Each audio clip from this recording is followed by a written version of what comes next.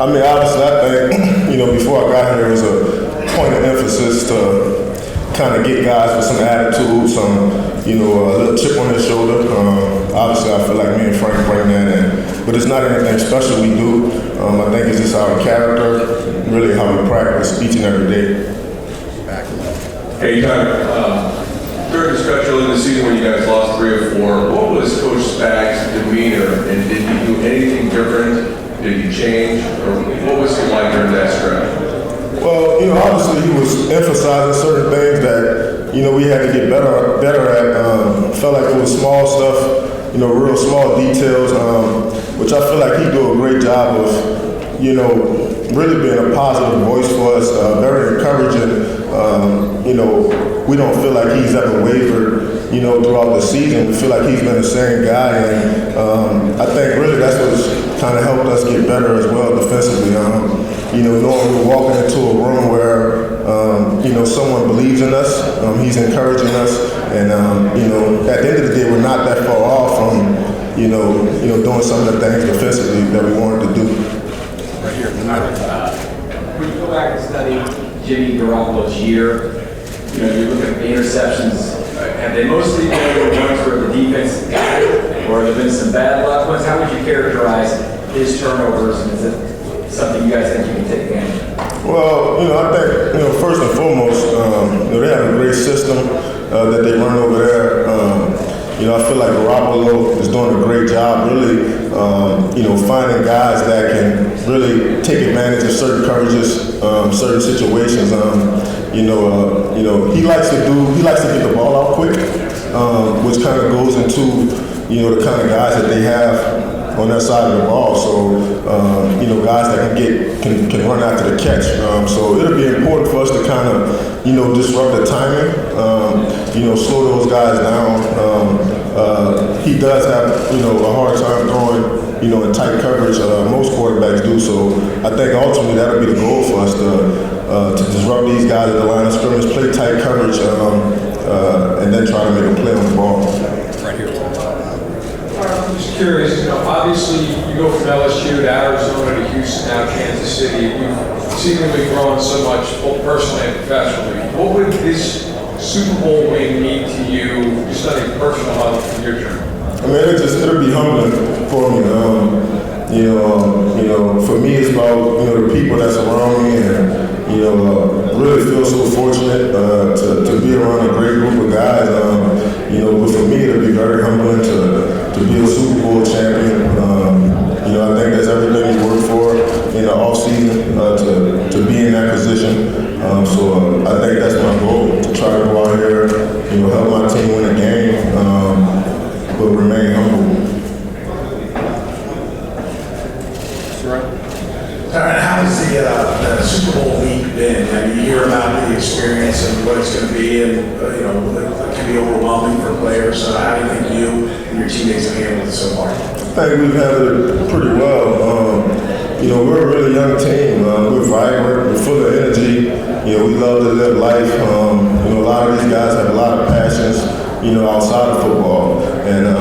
But I'm really proud of our guys. I feel like, even last week, we took advantage of that work week. We tried to get as much information as possible. And then this week, obviously it's about, fine-tuning on that information that you received. And, I feel like our guys are doing a good job of really just focusing on football, and I think as a leader, that's everything you can ask for from your teammates, to just focus on the game that's ahead and, try your best to prepare the right way.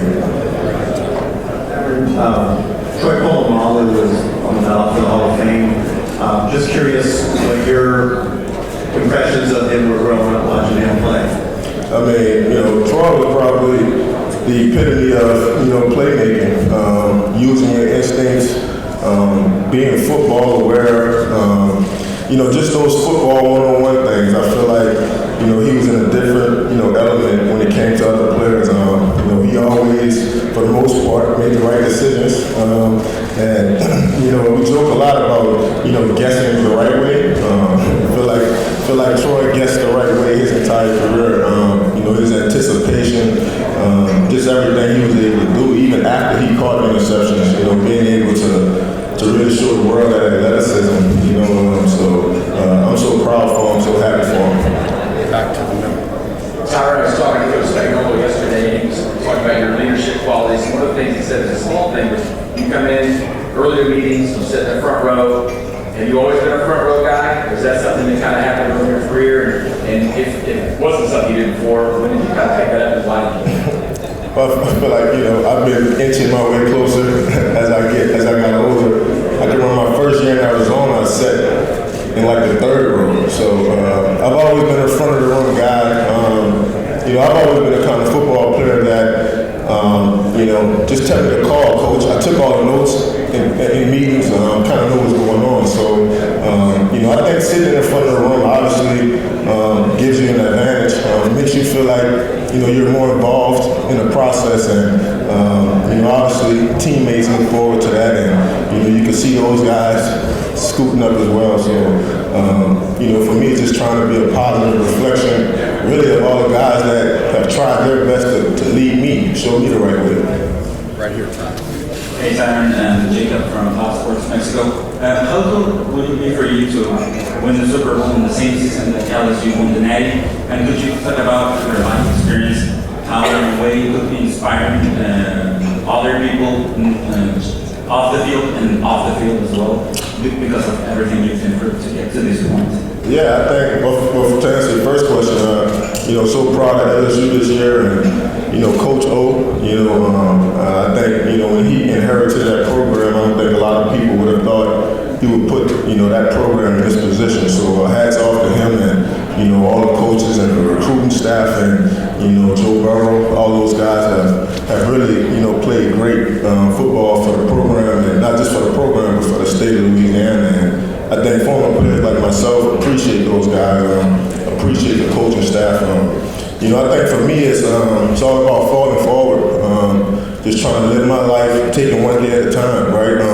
You know, trying to be in the present, and you know, I never really try to look forward to the future. I reflect on my past a lot. It gives me great strength and hope and encouragement. But you know, I try to be where my feet are. You know, and I think that has helped me out a lot. And you know, I will hope that a lot of kids out there, you know, heard what I just said, because I think we can get caught up in things that are behind us and things that are in front of us. We forget about the now. So, you know, that'll be my message to the kids. Tyrann, you've given Patrick Mahomes a lot of credit for the way that he's able to lead this team as a quarterback. And not just that, but the way he's been able to do it just 2 years as a sort of starting quarterback in the league.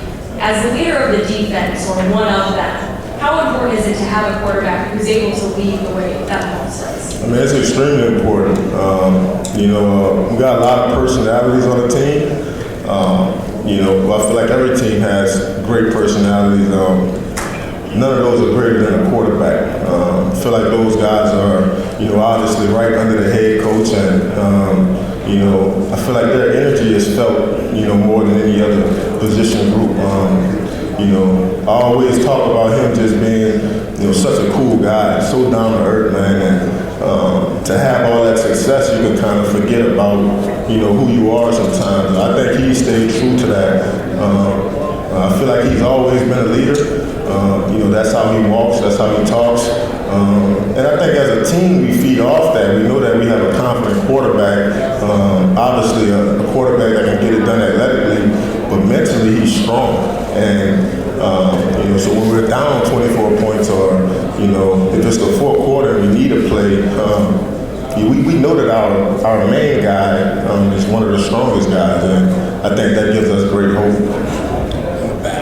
We talked with Chris Jones yesterday. He talks all about Sack Nation. I think he ends every sentence with Sack Nation.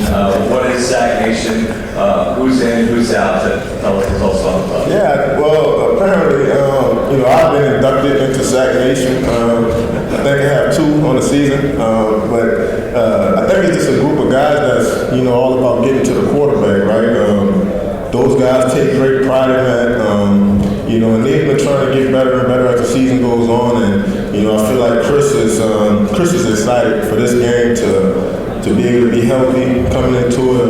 You know, he's missed a few games for us, but he's extremely proud and excited to get on the stage and, you know, really introduce the world to Sac Nation. Yeah.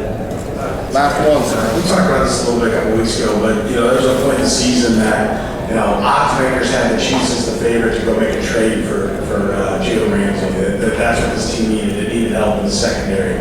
You finished with one of the top 10 pass defenses, top 10 points allowed. Now, how would you reflect back? Did that motivate you and your unit as a whole in the D backfield? And how much has it evolved since that time? Yeah, I mean, we've been motivated since we came in here. I think our DB coach, Dave Merritt, he made that clear. This is what we're up against. It's just us, right? Like, we're the only ones that believe in us. Really proud of our guys because we really committed ourselves to the process, right? Each and every week, still Super Bowl week. We're still doing the same little things we would have been doing in Kansas City. I watch rookies come in front of the room, present the proper information. Juan Thornhill. I watch guys like Dan, Armani Watts come in front of our room, and present the right information. So you can tell that, we've created this culture here on the back end that we're going to win some football games because of our secondary. So that's how we feel. All right, thank you. Appreciate it.